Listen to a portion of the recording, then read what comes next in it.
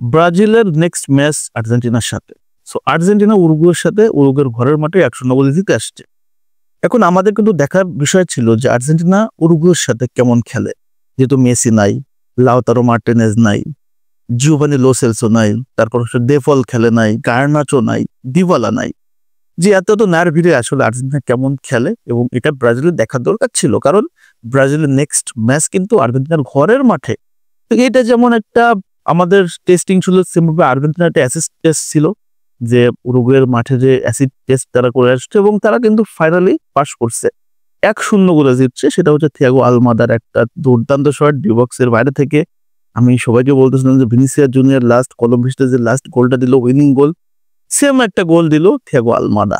ওইটাই কিন্তু match decider গোল ছিল, তাছাড়া কিন্তু আর কোনো গোল হয় না। তবে এই ম্যাচ থেকে যে প্লেয়াররা পারফরমেন্স করছে ব্রাজিলের, ওই প্লেয়ারের উপর নজর রাখতে হবে। বিশেষ করে ডিফেন্স লাইন আপ যদি দেখেন, আর্জেন্টিনার ডিফেন্স লাইন আপ রক চলিত ছিল।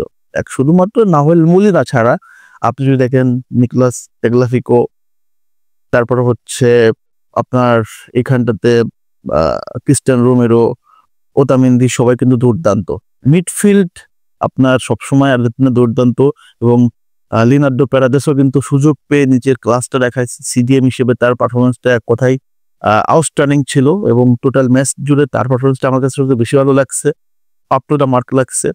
তারপরে হচ্ছে এনজো ফার্নান্দেসকে একটু দুর্বল লাগছে, বাট এনজো ফার্নান্দেসকে আপনি ভুলে গেলে চলবে না।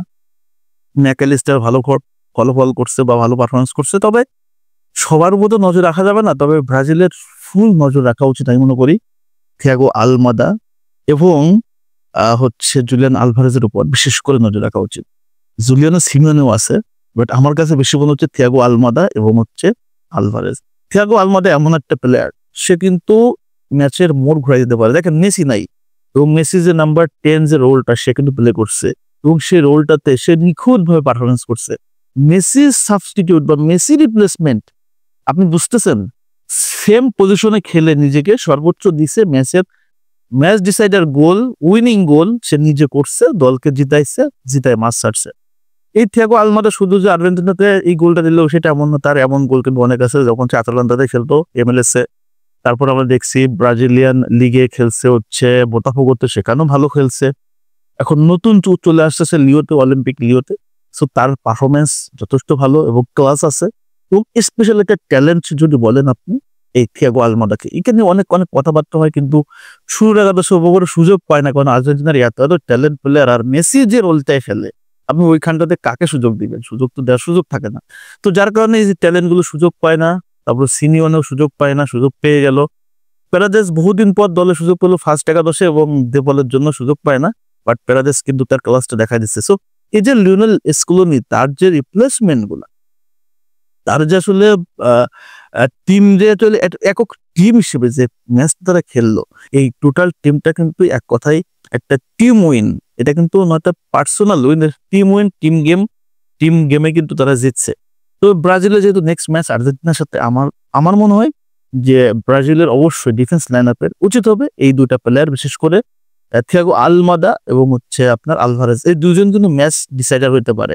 এই দুটো প্লেয়ারকে যদি এক্সট্রা ভাবে একটু মার্ক করে রাখা যায় বা একটু এক্সট্রা এফোর্ট করে রাখা যায়, তাহলে আর্জেন্টিনার কাছে গোল বের করা সম্ভব এবং আমরা সুযোগ পেলে তাদেরকে ইনশাল্লাহ গোল দিতে পারবো। তো উরুগুয়ের সাথে তারা অনেক টপ নচ পারফরমেন্স করছে সেটা এমন না, তবে যেটুক করছে, যেটুক দরকার ছিল সেটা তারা করে আসছে, তারা কিন্তু পাস করে আসছে।